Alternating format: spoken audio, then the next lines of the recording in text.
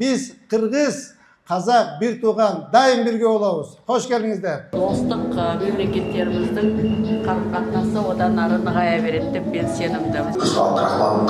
Қырғызстанға көшіп барған қазақтарды қырғыннан сақтамау туралы құжаттар сатылған.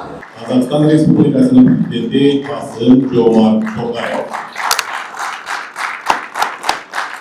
Қырғыз халқына үлкен өркендеп дамуын тілеймін.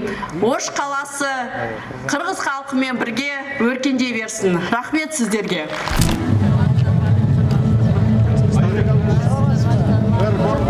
Hoş geldiniz.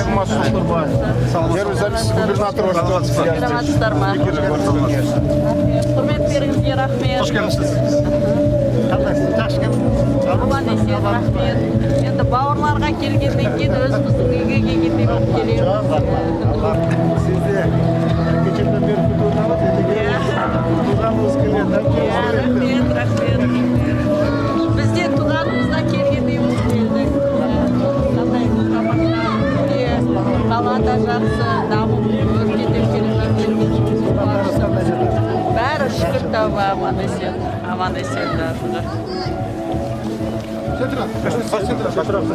Kanal geldi sizce. Подержи, пожалуйста.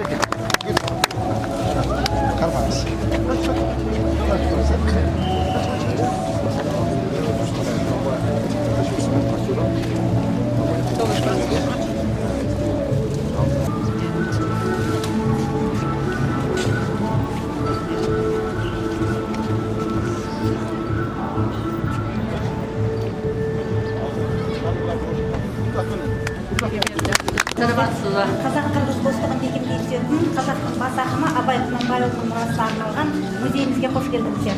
Мына жерде музеймен қазір сіздер таныстырайын. Бұл жерде Ош мемлекеттік университетінің студенттері Абайдың шығармалары негізінде қолдан салған картиналар галереясы көрмеміз. Тоқтағұл, кешегі Елмербек пен Балғынбек, Айбек ақындар біздің фольклорымызды осы дала сазына үйлестіріп, тобымызбен домбырада бізге жеткізіп келеді. Сондықтан біздің ұлттық аспабымыздың құндылығы жоғары. Ақтаудың кәдесіе Ошқа берілген. Барлығымызға белгілі, биыл Ақтау қаласы түркі мәдениетінің астанасы болып танылды. Сол жаққа барып, осы біздің ағайындар қатысқан іс-шараға сол жерден берілген кәдесилар. Бұл біздің жаңағы фольклорымызға, этнографиямызға, ұлы жібек жолымызға қатысты зерттеулер, түркі мәдениетіне қатысты зерттеулер. Бұл жерде де астананың символикасына арналған галереялар шешілер. Жасалды. Балаларымыздың жалпы білімін арттыруға, Абайды тануға үлкен мүмкіндік береді деп мен сенімдімін. Үлкен еңбектеріңізге үлкен рахмет. Шынымен де Қазақстанда Манасты біліп жүрсе, Қырғызстанда Абайда біліп жүрсе, сол арқылы еліміздің жан дүниесін, жалпы қазақтың, қырғыздың мінезін біліп жүрсек, менің ойымша осы біздің енді бауырлас, достық мемлекеттеріміздің қарым-қатынасы одан ары нығая береді деп мен сенімдімін. Алишер Наваи, Низами, Физули, Ибн Синаға жақын болып, Крылов, Лермонтов, Пушкин, Гёте, Байрон сияқты орыстың ұлы адабиятшылары менен досташтым. Gel, жарым мені қарачы, жылу сөз, таттуу жообун айт, дартыма болор арачы. Туғанда дүние есігін ашады өлең, өлеңмен жер қойнына кірер денең, өмірдегі қызығың бәр өлеңмен, ойлансаңшы, бос қақпай, елең-селең.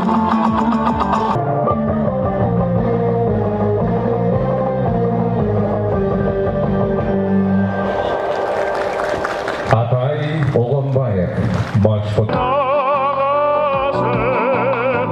Var demezsin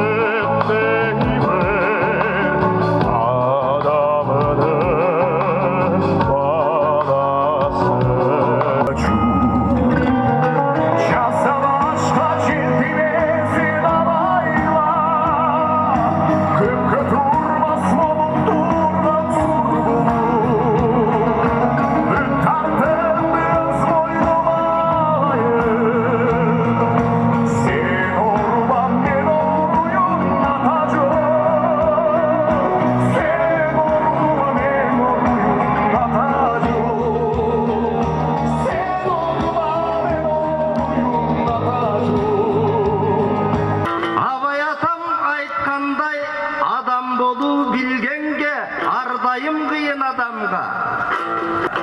Ордолуңе ошумамамбы, маминтип оронғым бақты талайға.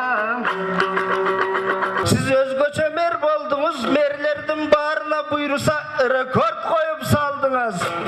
Сіздей мерлер болалбай, далайлар кетті жұмыштан. Сіздей болсын башқысы елін сүйген ұлытман. Сіздейлер чықса болғаны арбір қырғыз ұлыттан. Бар болсын сіздей адамдар жол тапқан ұлы тұйықтан.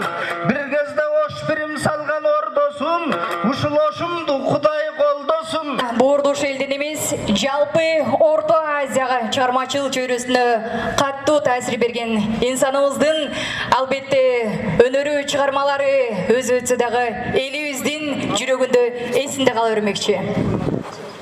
Сөз Ош шаарынын мэри Токторбаев Жеңишбек Шермаматовичке беребиз. Урматтуу Қазақстан Республикасының Маданият жана Маалымат министри Аида Калымовна, кадырлуу меймандар, консулдар, шаарыбыздын тургундары.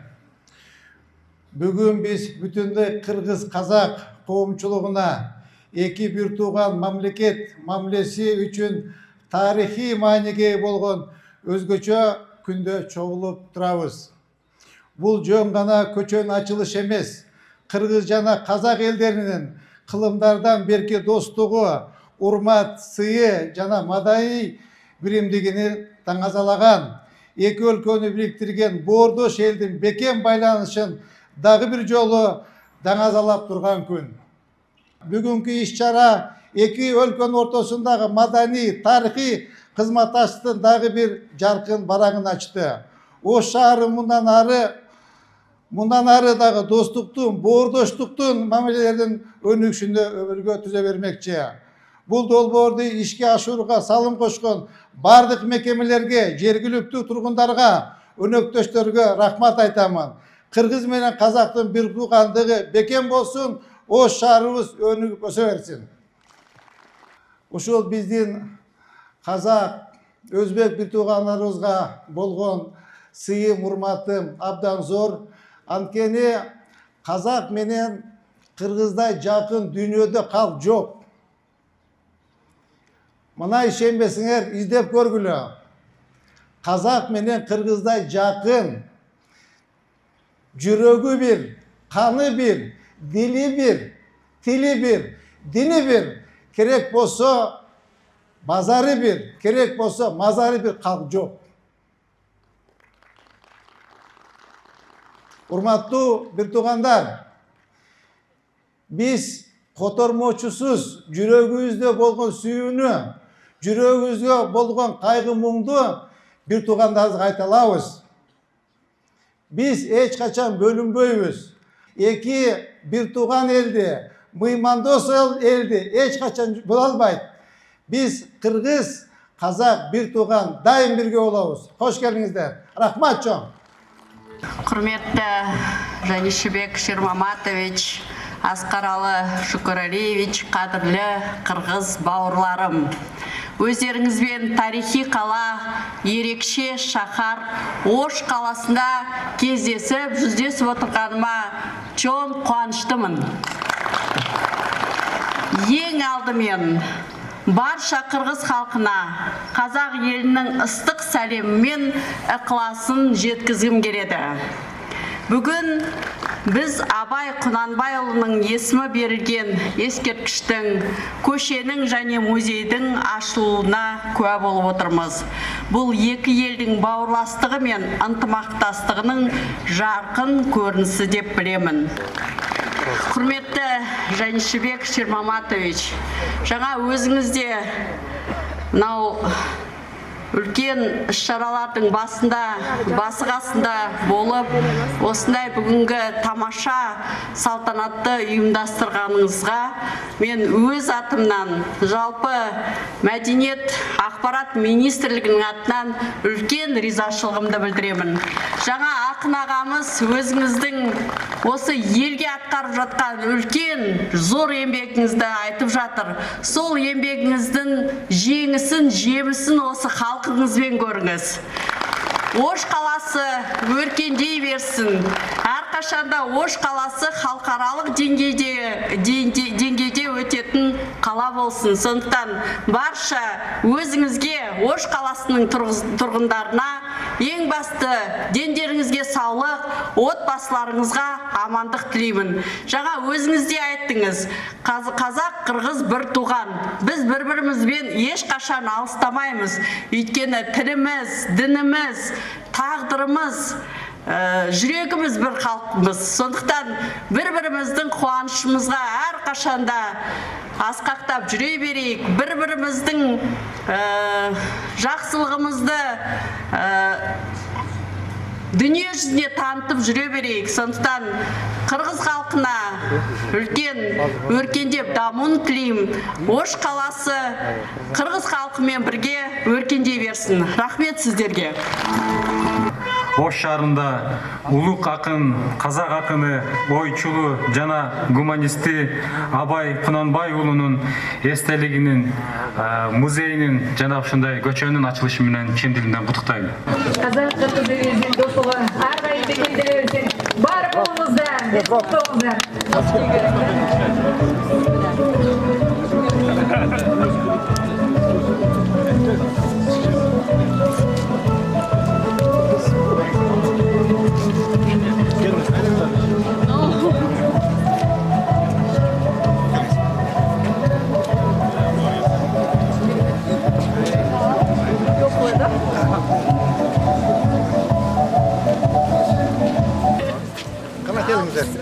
Bismillah.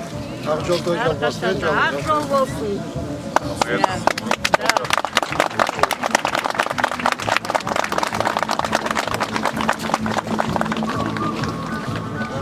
Осындай даңғылдар көп болсын Ошта. Шынымен де осы Ош қаласына аяқ басқаннан бері өзіңіздің жұмысыңызды бәрі айтып жатыр.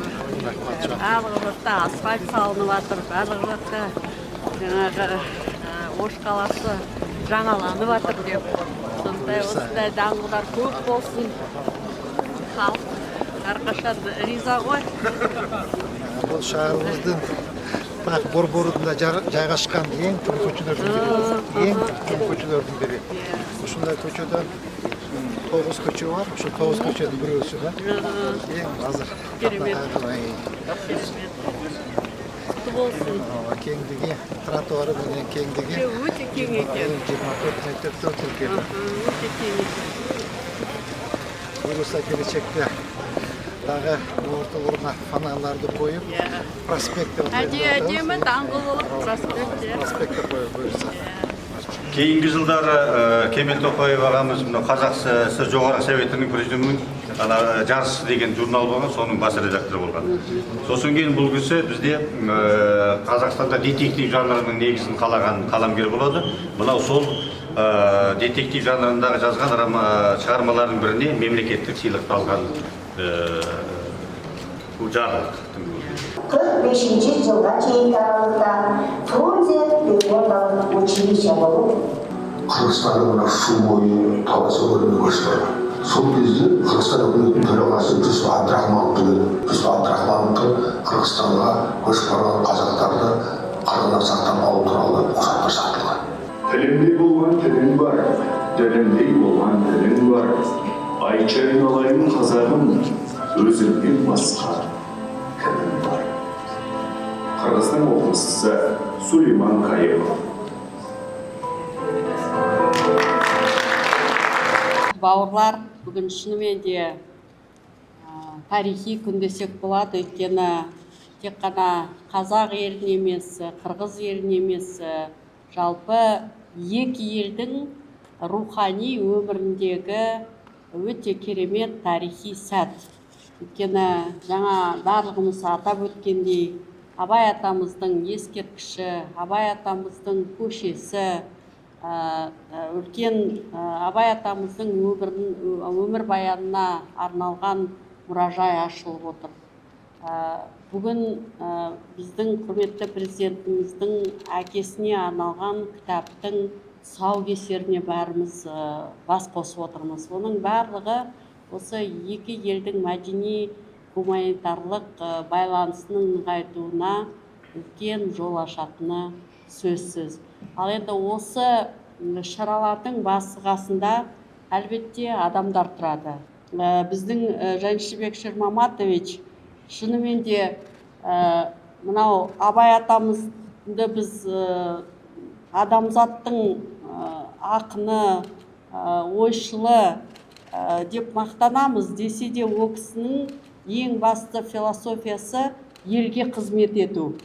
Егер Абай атамыз еліне қызмет етсе, бүгінгі заманда біздің Жаншыбек Шермаматович өзінің еліне қызмет етіп үлгі болып жүр.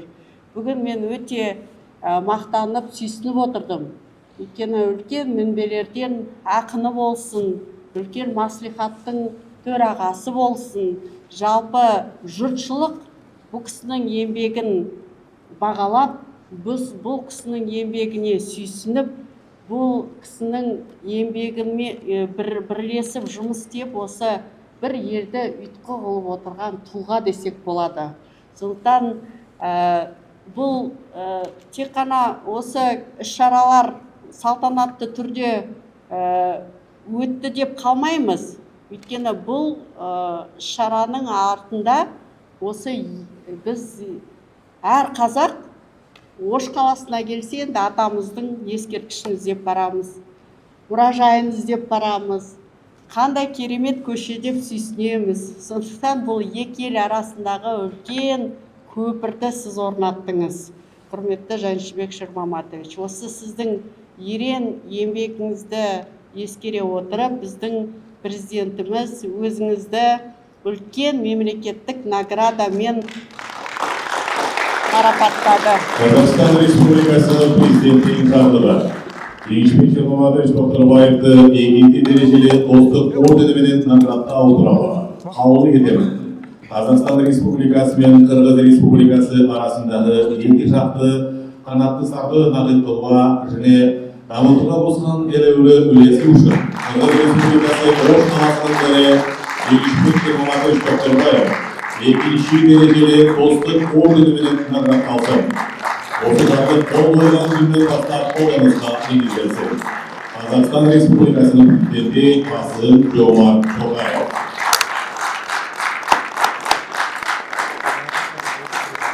Үлкен мемлекеттік наградаңыз құтты болсын, баянды болсын.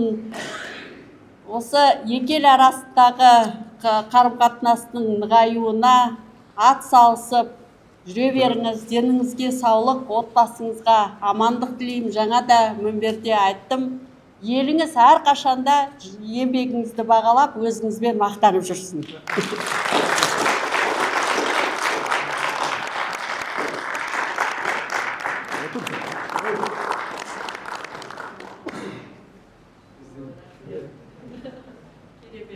Muslima oturç. Ördele oturçu.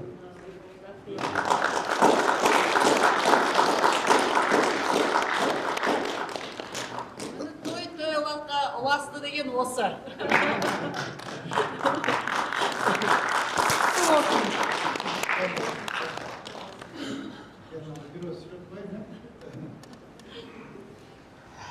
Құрматтуу жиынның қатысушылары, құрматтуу меймандар, құрматтуу Аида Халымовна, күтпөдүм элем, құрматтуу президентибиз Касым-Жомарт Тоқаевқа чын дилимден ыраазычылык билдирем.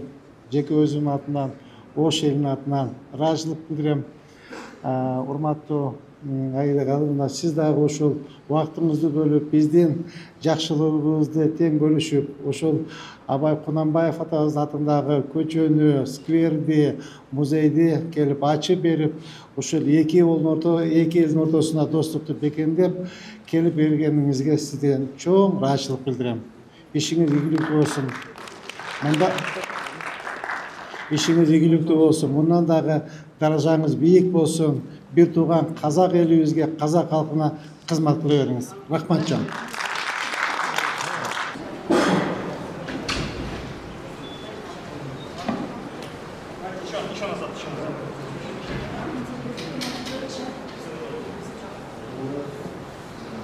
Şükür